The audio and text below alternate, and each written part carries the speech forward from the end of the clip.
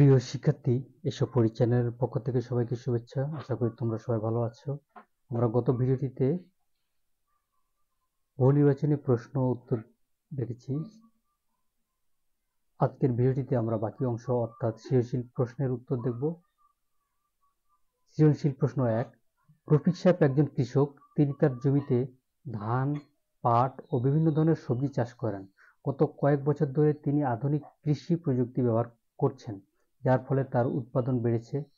অন্যদিকে তার ছেলে শহীদ একটি পোশাক কারখানায় কাজ করে। শহীদ মনে করে, কৃষির পাশাপাশি দেশের অর্থনীতিতে শিল্প খাতের অবদান ক্রমশ বাড়ছে। প্রশ্ন ক। বাংলাদেশের অর্থনীতির প্রধান খাত কোনটি? উত্তর, বাংলাদেশের অর্থনীতির প্রধান খাত হল কৃষি খাত। প্রশ্ন খ।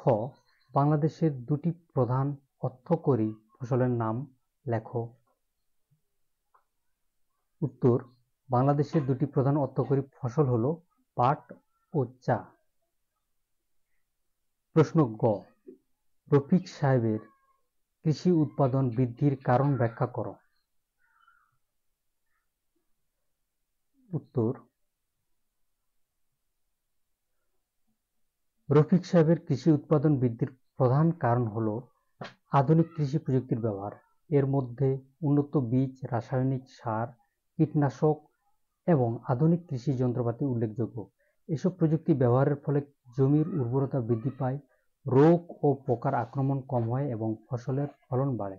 এছাড়াও কৃষি সম্প্রসারণ অধিদপ্তরের পরামর্শ এবং সরকারের কৃষি সহায়ক নীতিও তার উৎপাদন বৃদ্ধিতে সহায়ক ভূমিকা রেখেছে। প্রশ্ন ঘ। শহীদের বক্তব্যের আলোকে বাংলাদেশের অর্থনীতিতে শিল্প খাতের গুরুত্ব বিশ্লেষণ করো। উত্তর, শহীদের বক্তব্য অনুযায়ী বাংলাদেশের অর্থনীতিতে শিল্প খাতের গুরুত্ব ক্রমশ বাড়ছে। এর কারণ হল কর্মসংস্থান সৃষ্টি।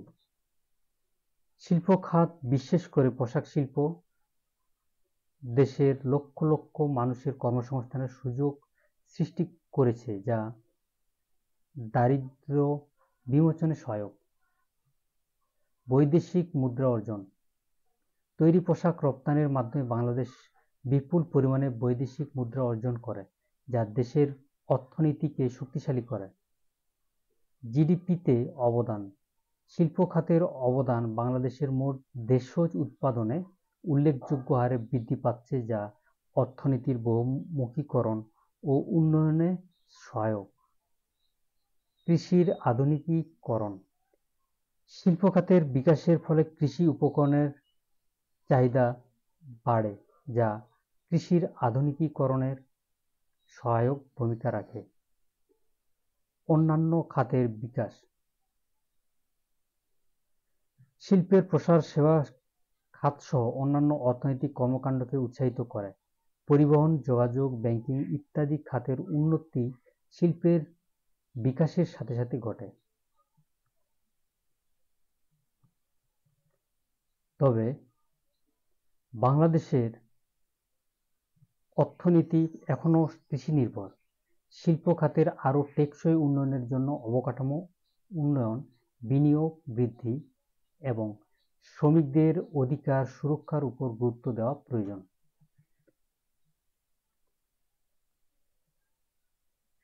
সৃজনশীল প্রশ্ন 2। করিম সাহেব মধ্যপ্রাচ্যে দীর্ঘ 10 বছর কাজ করে সম্প্রতি দেশে ফিরেছেন।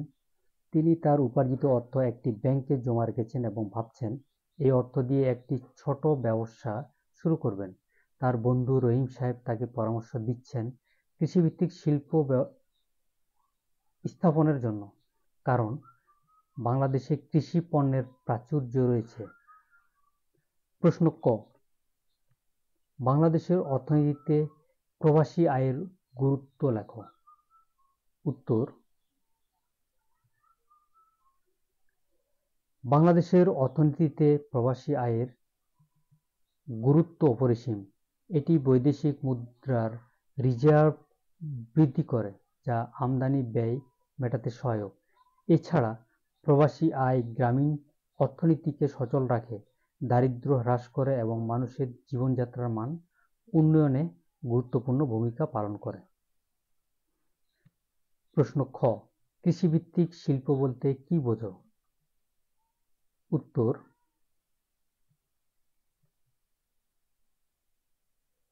কৃষিভিত্তিক শিল্প বলতে সেই সব শিল্পকে বোঝায় যাদের কাঁচামাল কৃষিক্ষেত্র থেকে আসে, যেমন খাদ্য প্রক্রিয়াকরণ শিল্প, বস্ত্র শিল্প, চিনি শিল্প, চামড়া শিল্প ইত্যাদি।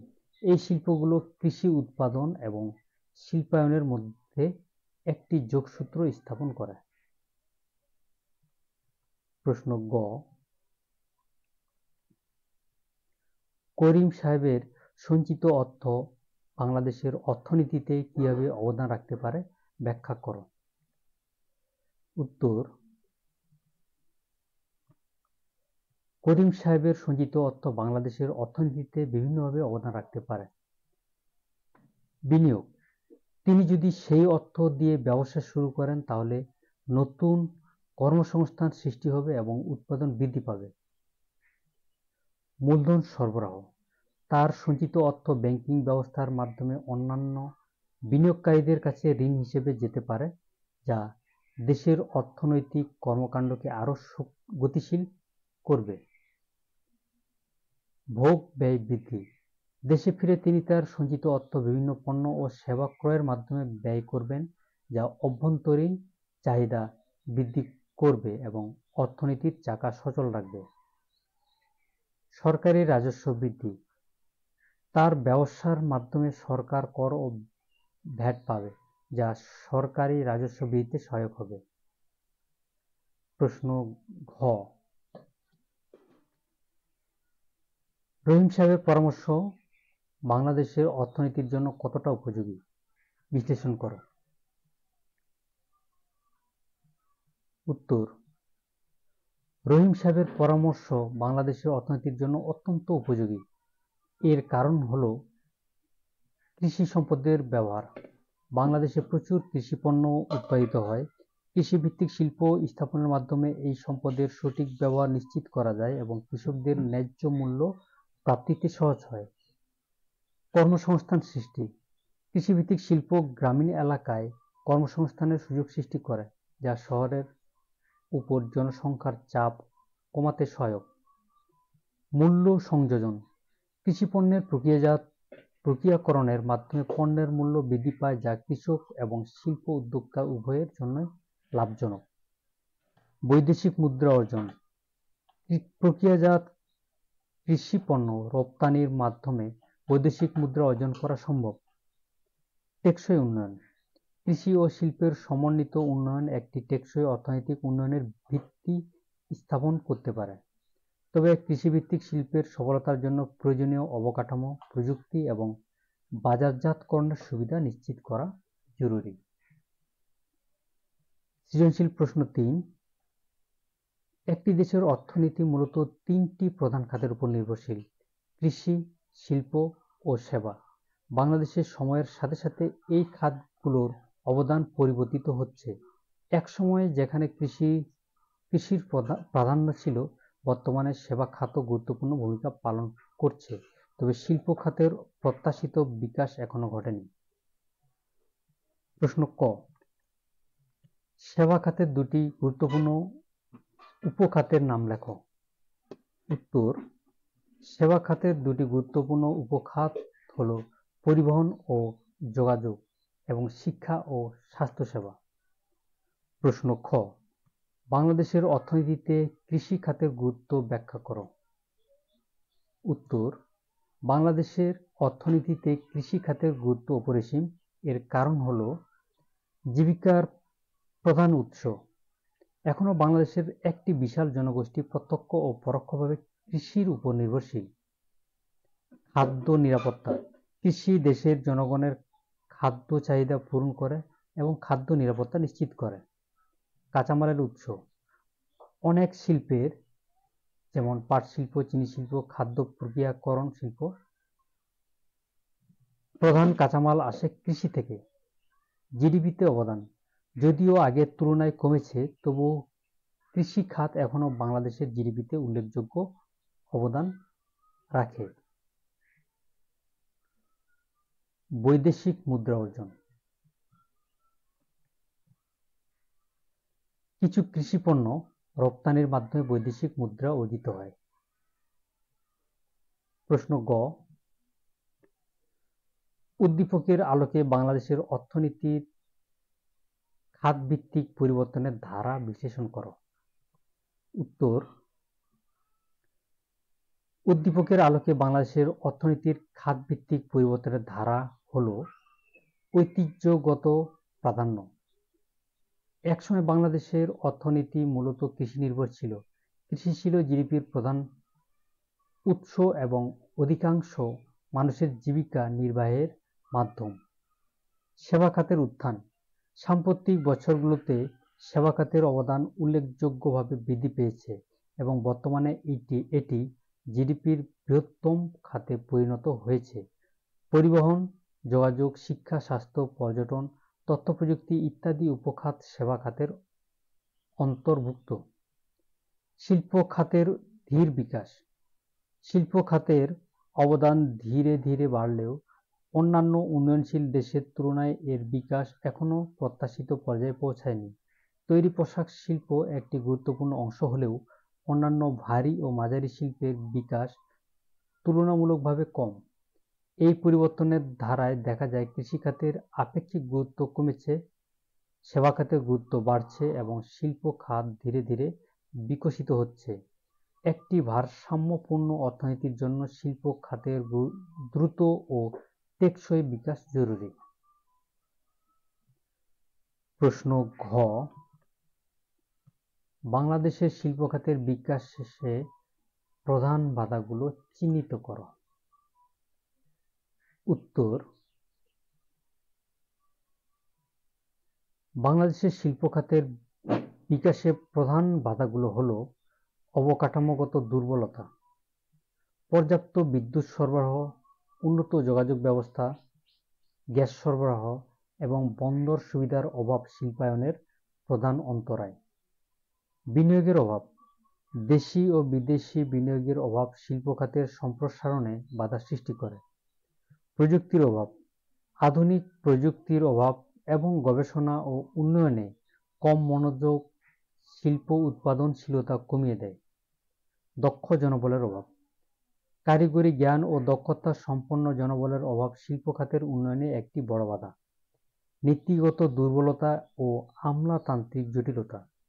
শিল্পবান্ধব নীতির অভাব এবং বিভিন্ন সরকারি দপ্তরের জটিল প্রক্রিয়া বিনিয়োগকারীদের নিরুৎসাহিত করে। রাজনৈতিক অস্থিরতা। রাজনৈতিক অস্থিরতা বিনিয়োগের পরিবেশকে নেগেটিভলি প্রভাবিত করে। সৃজনশীল প্রশ্ন 4, একটি উন্নয়নশীল দেশের অর্থনীতিতে ক্ষুদ্র ও মাঝারি শিল্প গুরুত্বপূর্ণ ভূমিকা পালন করে। বাংলাদেশেও এই খাতের সম্ভাবনা ব্যাপক। সরকার এসএমই খাতের উন্নয়নের জন্য বিভিন্ন নীতি ও সহায়তা প্রদান করছে। প্রশ্ন ক, এসএমই বলতে কি বোঝো? উত্তর, এসএমই হলো ক্ষুদ্র ও মাঝারি শিল্প। এই শিল্পগুলো সাধারণত স্বল্প পুঁজি, সীমিত সংখ্যক শ্রমিক এবং ছোট আকারের উৎপাদন কার্যক্রমের মাধ্যমে পরিচালিত হয়। বাংলাদেশে এই শিল্পের সংজ্ঞা বিভিন্ন সময়ে পরিবর্তিত হয়েছে, তবে সাধারণভাবে বিনিয়োগের পরিমাণ ও শ্রমিক সংখ্যার ভিত্তিতে ক্ষুদ্র ও মাঝারি শিল্পকে আলাদা করা হয়। প্রশ্ন খ, বাংলাদেশের অর্থনীতিতে এসএমই খাতের গুরুত্ব ব্যাখ্যা করো। উত্তর, বাংলাদেশের অর্থনীতিতে এসএমই খাতের গুরুত্ব অপরিসীম। এর কারণ হলো ব্যাপক কর্মসংস্থান সৃষ্টি। এসএমই খাত দেশের একটি বিশাল জনগোষ্ঠীর জন্য কর্মসংস্থানের সুযোগ তৈরি করে, যা বেকারত্ব কমাতে সহায়ক। দারিদ্র্য বিমোচন। গ্রামীণ ও শহুরে দরিদ্র জনগোষ্ঠীর জন্য আয়ের উৎস সৃষ্টি করে দারিদ্র্য বিমোচনে গুরুত্বপূর্ণ ভূমিকা রাখে। স্থানীয় সম্পদের ব্যবহার। এসএমই খাত স্থানীয়ভাবে উপলব্ধ কাঁচামাল ও সম্পদের কার্যকর ব্যবহার নিশ্চিত করে। উদ্যোক্তা তৈরি। এটি নতুন উদ্যোক্তা তৈরির ক্ষেত্রে একটি গুরুত্বপূর্ণ প্ল্যাটফর্ম হিসেবে কাজ করে, যা অর্থনৈতিক উদ্ভাবন ও প্রতিযোগিতাকে উৎসাহিত করে। আয় বৈষম্য হ্রাস। এসএমই খাতের প্রসার আঞ্চলিক বৈষম্য ও আয় বৈষম্য কমাতে সহায়ক ভূমিকা পালন করে। বৃহৎ শিল্পের সহায়ক। অনেক এসএমই বৃহৎ শিল্পের জন্য সহায়ক শিল্প হিসেবে কাজ করে, যা সামগ্রিক শিল্প বিকাশে অবদান রাখে। প্রশ্ন গ, সরকার এসএমই খাতের উন্নয়নে কি ধরনের সহায়তা প্রদান করছে? উত্তর, সরকার এসএমই খাতের উন্নয়নে বিভিন্ন ধরনের সহায়তা প্রদান করছে। এর মধ্যে উল্লেখযোগ্য হল আর্থিক সহায়তা, স্বল্প সুদে ঋণ প্রদান, জামানতবিহীন ঋণ সুবিধা এবং ক্রেডিট গ্যারান্টি স্কিমের মাধ্যমে আর্থিক সহায়তা প্রদান করা হচ্ছে। প্রশিক্ষণ ও দক্ষতা উন্নয়ন। এসএমই উদ্যোক্তা ও শ্রমিকদের জন্য বিভিন্ন প্রশিক্ষণ কর্মসূচি পরিচালনা করা হচ্ছে। প্রযুক্তিগত সহায়তা। আধুনিক প্রযুক্তি ব্যবহারের জন্য পরামর্শ ও সহায়তা প্রদান করা হচ্ছে। বাজারজাতকরণের সহায়তা। দেশীয় ও আন্তর্জাতিক বাজারে পণ্য বাজারজাতকরণের জন্য বিভিন্ন উদ্যোগ নেওয়া হয়েছে। নীতিগত সহায়তা। এসএমই বান্ধব নীতি প্রণয়ন এবং ব্যবসা শুরু ও পরিচালনার প্রক্রিয়া সহজ করা হয়েছে। প্রশ্ন ঘ, এসএমই খাতের উন্নয়নে আর কি পদক্ষেপ নেওয়া যেতে পারে বলে তুমি মনে করো? উত্তর, এসএমই খাতের উন্নয়নে আরো কিছু পদক্ষেপ নেওয়া যেতে পারে বলে আমি মনে করি।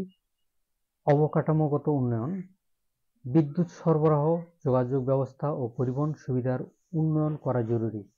সহজ ঋণ প্রাপ্তি, জামানতের শর্ত শিথিল করে এবং সহজ প্রক্রিয়ায় ঋণ প্রাপ্তি নিশ্চিত করতে হবে। প্রযুক্তি হস্তান্তর, উন্নত দেশ থেকে আধুনিক প্রযুক্তি হস্তান্তরের ব্যবস্থা করা এবং স্থানীয়ভাবে প্রযুক্তি উদ্ভাবনের জন্য গবেষণা ও উন্নয়নে বিনিয়োগ বাড়ানো প্রয়োজন। দক্ষতা উন্নয়ন প্রশিক্ষণ, চাহিদা ভিত্তিক এবং যুগোপযোগী প্রশিক্ষণ কর্মসূচির মাধ্যমে দক্ষ জনবল তৈরি করতে হবে। বাজার সংযোগ বৃদ্ধি, দেশীয় ও আন্তর্জাতিক বাজারের সাথে এসএমই পণ্যের সংযোগ স্থাপন এবং বাজারজাতকরণের সুযোগ বৃদ্ধি করতে হবে। আমলাতান্ত্রিক জটিলতা হ্রাস, ব্যবসা শুরু ও পরিচালনার ক্ষেত্রে বিদ্যমান আমলাতান্ত্রিক জটিলতা কমাতে হবে। নীতি বাস্তবায়নে জোর, প্রণীত নীতিগুলোর কার্যকর বাস্তবায়ন নিশ্চিত করতে হবে। ক্লাস্টার ভিত্তিক উন্নয়ন, একই ধরনের শিল্পের জন্য ক্লাস্টার তৈরি করে পারস্পরিক সহযোগিতা ও জ্ঞান বিনিময়ের সুযোগ সৃষ্টি করতে হবে।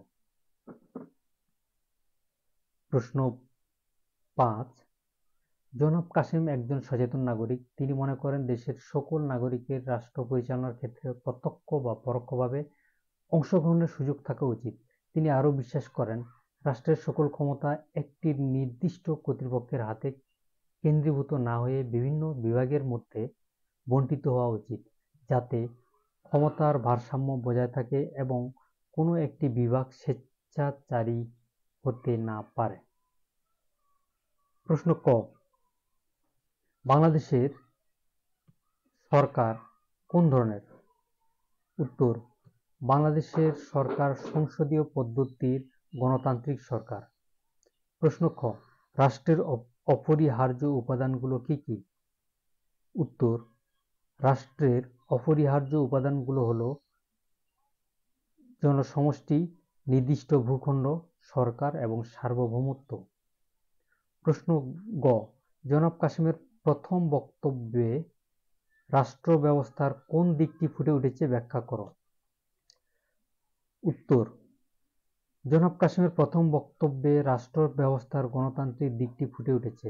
গণতন্ত্রের মূল ভিত্তি হলো জনগণের অংশগ্রহণ। গণতান্ত্রিক রাষ্ট্রে নাগরিকরা নির্বাচনের মাধ্যমে তাদের প্রতিনিধি নির্বাচন করে আইনসভা ও সরকার গঠনে ভূমিকা রাখে। জনাব কাসেমের আকাঙ্ক্ষা হলো দেশের সকল নাগরিক প্রত্যক্ষ বা পরোক্ষভাবে রাষ্ট্র পরিচালনার প্রক্রিয়ায় অংশ নিক, যা একটি গণতান্ত্রিক রাষ্ট্রের অন্যতম বৈশিষ্ট্য। প্রশ্ন ঘ, জনাব কাসেমের দ্বিতীয় বক্তব্যটি বাংলাদেশের সরকার ব্যবস্থার জন্য কতটা গুরুত্বপূর্ণ বিশ্লেষণ করো। উত্তর,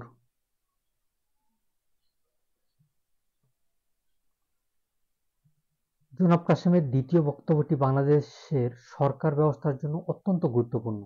এটি ক্ষমতার স্বতন্ত্রীকরণ নীতির কথা বলছে।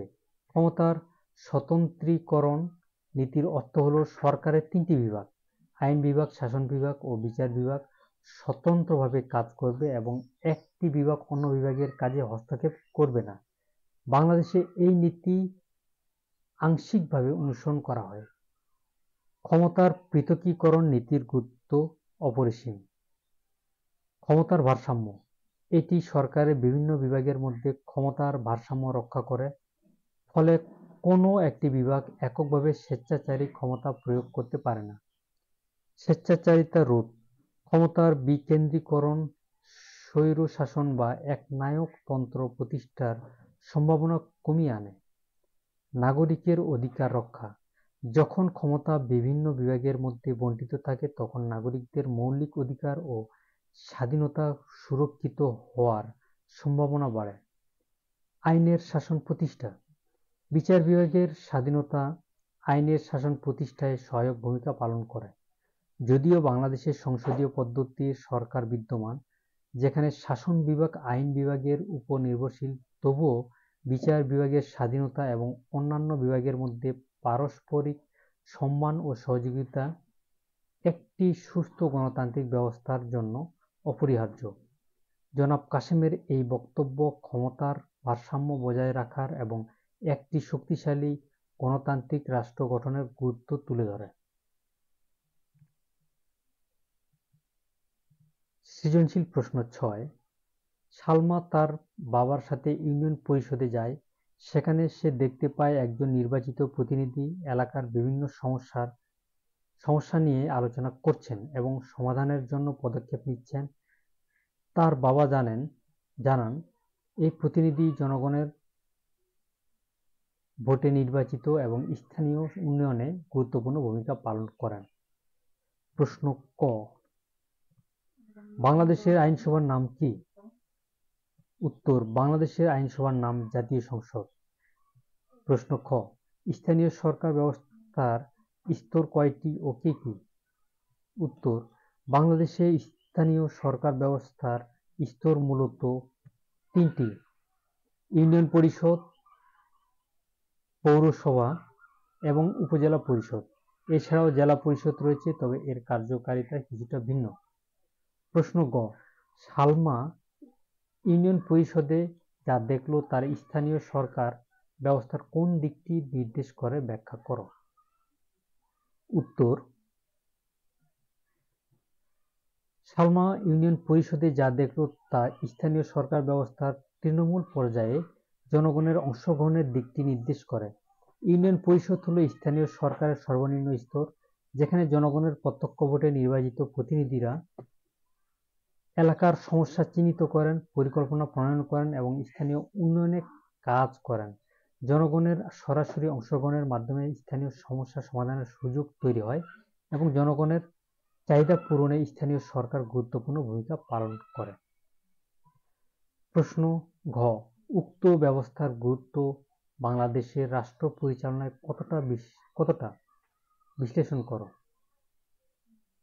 উত্তর, বাংলাদেশের রাষ্ট্র পরিচালনায় স্থানীয় সরকার ব্যবস্থার গুরুত্ব অপরিসীম। গণতান্ত্রিক ভিত্তি শক্তিশালীকরণ, স্থানীয় সরকার জনগণের প্রত্যক্ষ অংশগ্রহণের সুযোগ সৃষ্টি করে, গণতন্ত্রের ভিত্তি মজবুত করে। নাগরিকরা স্থানীয় পর্যায়ে তাদের প্রতিনিধি নির্বাচন এবং স্থানীয় উন্নয়নে সরাসরি ভূমিকা রাখার সুযোগ পায়। তৃণমূলের উন্নয়ন, স্থানীয় সরকার স্থানীয় সম্পদ ও প্রয়োজন অনুযায়ী উন্নয়ন পরিকল্পনা গ্রহণ ও বাস্তবায়ন করে, যা তৃণমূল পর্যায়ে জনগণের জীবনযাত্রার মান উন্নয়নে সহায়ক।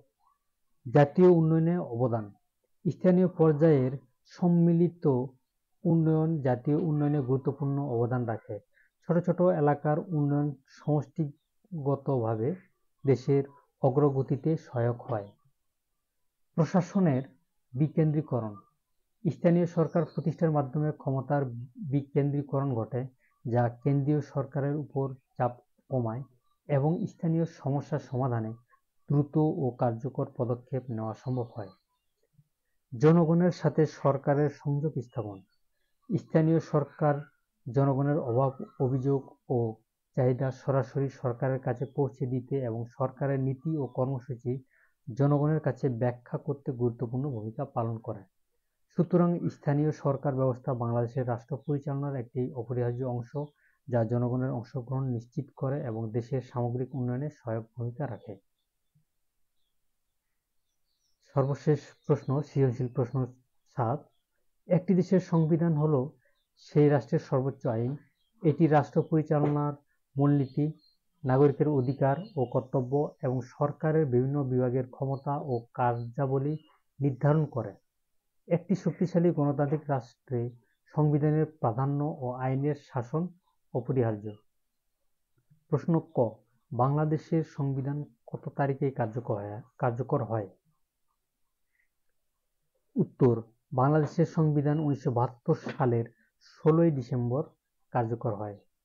প্রশ্ন খ, আইনের শাসন বলতে কি বোঝো?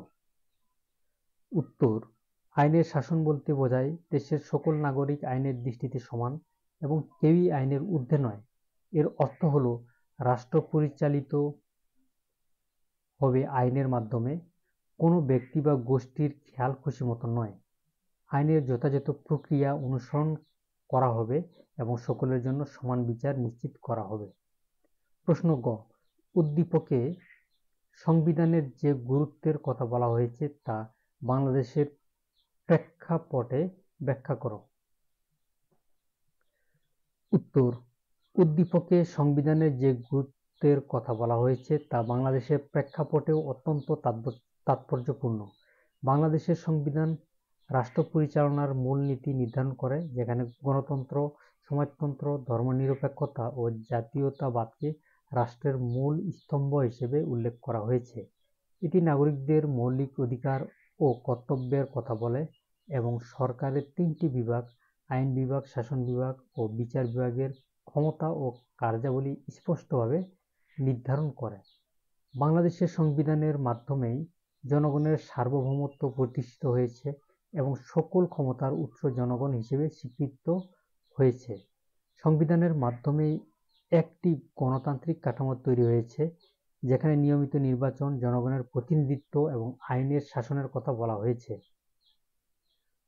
প্রশ্ন ঘ, একটি গণতান্ত্রিক রাষ্ট্রের সংবিধানের প্রাধান্য এবং আইনের শাসনের প্রয়োজনীয়তা বিশ্লেষণ করো। উত্তর, একটি গণতান্ত্রিক রাষ্ট্রের সংবিধানের প্রাধান্য এবং আইনের শাসনের প্রয়োজনীয়তা অপরিসীম। সংবিধানের প্রাধান্য। সংবিধান হল রাষ্ট্রের সর্বোচ্চ আইন এবং অন্য সকল আইন সংবিধানের সাথে সঙ্গতিপূর্ণ হতে বাধ্য। সংবিধানের প্রাধান্য নিশ্চিত করা ছাড়া একটি গণতান্ত্রিক রাষ্ট্র সুষ্ঠুভাবে চলতে পারে না। একটি সরকারের ক্ষমতাকে সীমাবদ্ধ করে এবং জনগণের অধিকার রক্ষা করে। সংবিধানের মাধ্যমে রাষ্ট্রীয় কাঠামো, সরকারের ধরন এবং জনগণের সাথে রাষ্ট্রের সম্পর্ক নির্ধারিত হয়। আইনের শাসনের প্রয়োজনীয়তা। আইনের শাসন ছাড়া গণতন্ত্র অর্থহীন। এর প্রয়োজনীয়তা নিম্নরূপ: সমতা।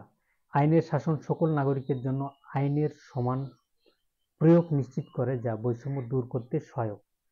ন্যায্যতা। আইনের যথাযথ প্রক্রিয়া অনুসরণ করা হলে ন্যায় বিচার প্রতিষ্ঠার সম্ভাবনা বাড়ে। স্বাধীনতা রক্ষা। আইনের শাসন স্বেচ্ছাচারী গ্রেপ্তার ও আটক এবং অন্যান্য মৌলিক অধিকার লঙ্ঘনের হাত থেকে নাগরিকদের রক্ষা করে। স্থিতিশীলতা। আইনের শাসন সমাজে শৃঙ্খলা ও স্থিতিশীলতা বজায় রাখতে সাহায্য করে। বিশ্বাস ও আস্থা। যখন জনগণ বিশ্বাস করে যে আইন সবার জন্য সমান, তখন রাষ্ট্রের প্রতি তাদের আস্থা বাড়ে। সুতরাং একটি শক্তিশালী ও কার্যকর গণতান্ত্রিক রাষ্ট্র প্রতিষ্ঠার জন্য সংবিধানের প্রাধান্য এবং আইনের শাসন অপরিহার্য।